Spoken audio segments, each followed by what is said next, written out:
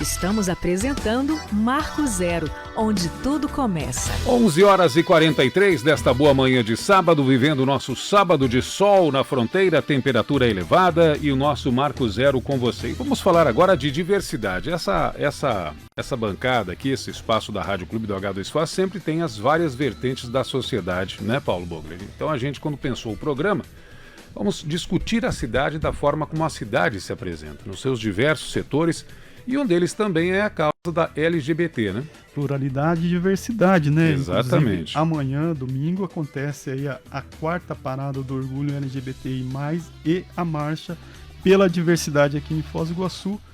Então, é uma programação que acontece, a primeira foi lá em 2018, aqui na cidade. Sim. Desde então, aí, muita coisa mudou. Está aqui conosco para contar essa história, Lufsan, que vai falar da programação, convidar a comunidade para que todos participem desse momento aí de valorização, de reconhecimento e também de respeito à diversidade, mas também de um aspecto muito importante aí, que é o fator econômico relacionado aí às marchas no Brasil e também essa possibilidade que nós temos aqui em Foz do Iguaçu. Bom dia, Luf, seja bem-vindo ao programa. Obrigado por atender o nosso convite, é um prazer tê-lo aqui. Bom dia, eu é que agradeço a oportunidade da rádio de estar abrindo esse espaço para a gente conseguir falar um pouco sobre diversidade, sobre esse evento na cidade, né? Acho que é muito importante que a gente sempre esteja pautando por muitos olhares e, como você comentou, esse olhar econômico é um dos que pode tocar muito o empresariado de Foz do Iguaçu, pode trocar o setor do turismo, mas especialmente a gente que é morador também, eu sou nascido em Foz do Iguaçu, né? Para aproveitar de um evento a mais de lazer, de cultura e, no final das contas, também de comércio, de economia e de turismo. Legal, falando um pouco da programação, da produção do evento em si, quais são as novidades aí da parada deste ano em relação aos anos anteriores? E como é que vocês estão pensando aí a programação para amanhã? Então, na verdade a programação ela já começou nesse fim de semana. Agora à tarde a gente vai ter uma ação lá no Cataratas Day, então a gente tem essa grande, maravilhosa Cataratas do Iguaçu para valorizar aqui. E no final das contas, a comunidade LGBT celebra a Marcha de Diversidade muito próximo do Cataratas Day, né? A gente fez uma parceria com o Parque Nacional para estar indo colaborar e fazer uma divulgação lá. E à noite, hoje, às 19h30, vai ter uma pré-festa LGBT no Tetris Hostel, porque é uma marcha que não se baseia apenas em financiamento público ou diretamente nisso, então a gente se autofinancia.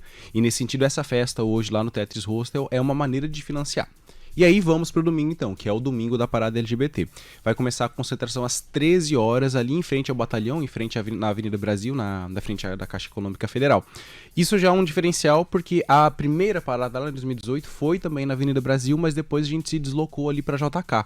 Verdade. E aí esse ano acabou acontecendo então essa mudança de voltar às origens, por assim dizer, né? E aí vamos marchar então a partir das 2h30, descendo toda a Avenida Brasil e aí atravessar logo em seguida pela Praça da Paz. Digamos que ele leve uma hora e meia de passeata, a gente vai ter logo em seguida a parada mesmo, no palco principal. O palco principal esse ano vai estar fazendo uma homenagem a Samira Padilha e a Antonella Gessi. Elas são as duas fundadoras da ONG Casa de Malhu, que é a associação de pessoas trans e travestis que atua aqui em Foz do Iguaçu há muito tempo já. Então também tem esse diferencial de elas serem as homenageadas e uma programação que vai com mais de 32 artistas. Um texto que eu publiquei recentemente no portal H2Foz fala sobre como a gente tem pessoas do interior de São Paulo, de Ourinhos, da própria capital de São Paulo, muitas pessoas de Curitiba, da região oeste, pessoas da Argentina, do Paraguai. Então, até pela essa questão muito própria da cidade, né, a gente é uma marcha que nasce regional, que nasce estadual e também internacional. Legal. O tema Sem Discriminação e pela Paz, que contexto que o evento acontece, qual é a realidade aí da utilização desse slogan para este ano?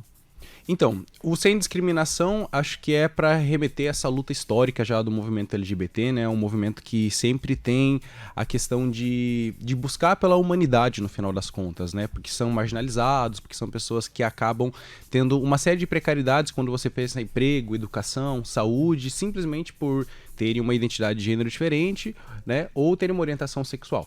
Logo, a luta pela discriminação acho que é estrutural em tudo que é o movimento LGBT e por isso não poderia estar faltando. Muito embora em Foz do Iguaçu a gente tenha algumas ações que melhorem a qualidade de vida, por assim dizer, como uma lei municipal que que é referência quando você para para pensar, no sentido de que outras cidades grandes do estado do Paraná não têm. Porém, a gente precisa lutar também pela efetivação dessa lei, garantir que ela vá, então, ser... que a gente vai conseguir atuar sobre ela.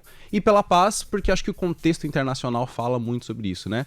Eu sou jornalista de formação, agora sou mestrando em Relações Internacionais aqui na UNILA, e a gente nota, pelo menos desde os 2 últimos anos, que tem uma efervescência internacional do sentido da guerra.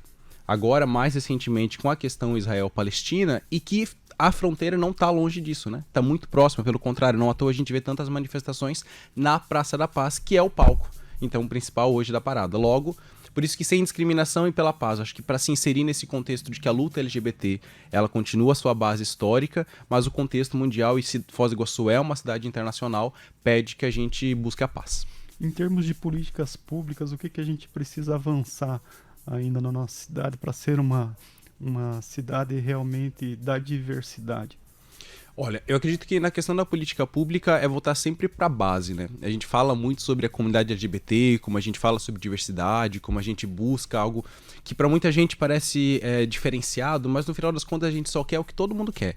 Saúde, a gente quer educação, a gente quer emprego. A questão é que nesses casos, exatamente pelo preconceito, pela discriminação, a gente tem uma falha. Hoje, pessoas trans e travestis têm uma média de idade que é menor de 40 anos.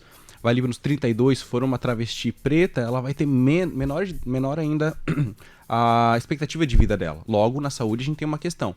Para aí você pensar na saúde do gay, da lésbica, das pessoas bissexuais, cada um diferenciados é uma questão.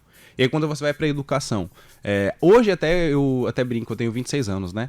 Que a gente vê no TikTok essas coisas de casais gays, jovens que se pedem namoro na escola, no ensino médio. Eu nunca pensei que eu fosse ver isso e eu sou muito jovem.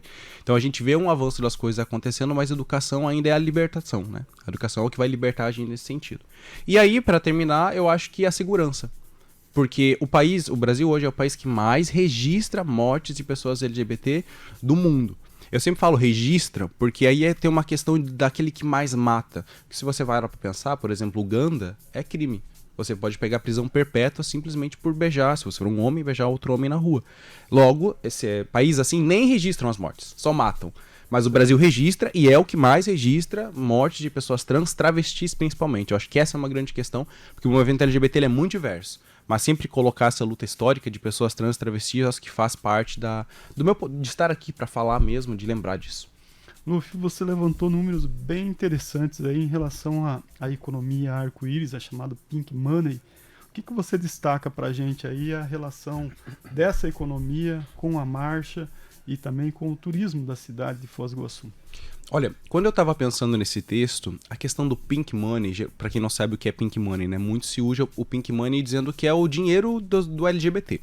E aí alguns artistas, empresas, principalmente marcas, as marcas, quando chega ali o mês do orgulho LGBT, elas resolvem que elas são coloridas. E tudo bem, é que eu acho que o lance é tudo bem mais ou menos. Porque se fosse sempre, por exemplo, se a gente tivesse uma parada LGBT aqui em Foz do Iguaçu, onde você tivesse um bom investimento de empresariado, um bom investimento em divulgação, algo que a cidade mesmo conseguisse pegar e fazer gerar, São Paulo, em um fim de semana, gera 600 milhões de reais com a parada LGBT. É um fim de semana.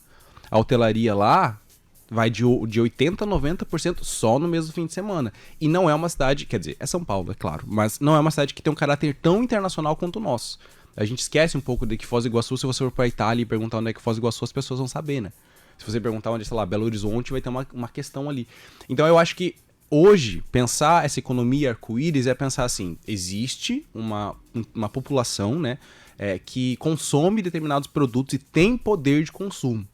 Eu vou inserir ela simplesmente nos momentos em que o mundo me pede, aí o mês do orgulho LGBT, ou assim, pensando pragmaticamente na cidade, na economia, eu vou apoiar eventos que já estão na 4ª edição, por exemplo, a nossa parada aqui, colocar no calendário anual, por exemplo, para que a gente sempre possa estar tendo, e aumentar, diversificar, porque não parcerias com a Argentina, com o Paraguai. Até tem uma questão importante, o Paraguai é um país que tem menos direitos com relação à comunidade LGBT, e a Argentina é o que tem mais, então o Brasil está no meio. Mas ao mesmo tempo, Foz do Iguaçu é o campo onde os gays, as lésbicas argentinas, e principalmente paraguaios, vêm para aproveitar porque se sente mais confortável, se sente mais livre. Então eu acho que Foz do Iguaçu tem muito potencial. No texto eu falo, como jovem não é difícil sonhar para Foz do Iguaçu no futuro. Eu acho que a questão é o que a gente vai focar. E aí é por isso que o texto fala do Pink Money. Pra gente não ficar só numa discussão de que sim, a gente quer direito, é óbvio que a gente quer direito, acho que todo mundo quer a igualdade, sim, a gente quer essas políticas públicas, mas veja, você não tem que, se você não tá apoiando por humanidade, que deveria ser o básico, apoie porque você pode ganhar dinheiro com isso. Muito bem. Por humanidade, reforça pra gente o convite, então, para a participação de toda a população iguaçuense, visitantes que estão aqui conhecendo a cidade, também para os moradores da fronteira, então, para amanhã, a 4ª parada do Orgulho LGBT e Marcha pela Diversidade a partir das 13 horas no começo da Avenida Brasil, né? Isso mesmo. Então, reforçando o convite, lembrando que hoje, né, sábado, às 19h30, você pode estar indo lá no Tetris Hostel com uma pré-festa da parada LGBT. São DJs, drag queens, cantores que vão estar participando. E amanhã, a partir da 1h da tarde, em frente ao batalhão, ao lado da Caixa Econômica Federal, na Avenida Brasil, uma concentração, né? Então, toda a concentração a partir da 1h, depois às 2h, entre 2h e 2h30, a gente vai estar fazendo a caminhada pela Avenida Brasil. Leve seu cartaz, leve muita cor, assim, a gente quer poder mostrar e mandar a nossa mensagem com respeito, sabe, recolhendo lixo da rua, não deixando as coisas sujas, levando o nosso brilho e levando a nossa mensagem, para depois terminar na Praça da Paz, e aí a Praça da Paz, o grande palco principal, até às 22 horas, são mais de 32 shows de artistas nacionais, artistas internacionais, regionais, enfim, vai ter muita coisa. E, para você não perder tudo isso, você também pode seguir o @Parada LGBT Foz do Iguaçu, que é o perfil oficial no Instagram, eu tô lá gerindo os stories dele, e também me seguir nas redes sociais, que é @LuFeSan, _San, LUFE, _SAHN, onde a gente tá fazendo diversas colaborações para estar divulgando informações novas, enfim, tudo que for de novo e de essencial para você saber da parada. Legal. Luffy, parabéns pela programação aí, pela mensagem. A gente agradece muito a sua participação aqui no programa. Obrigado, eu que agradeço pelo espaço. Legal. Então tá aí, Moceira. Amanhã, concentração a partir grande das evento. 13 horas ali na esquina da Avenida Brasil com a República Argentina, na frente da Caixa Econômica, né? Um encontro marcado para todos marcharem aí pela diversidade, por respeito, né? Pela Exatamente. liberdade que as pessoas têm e devem ser respeitadas por isso.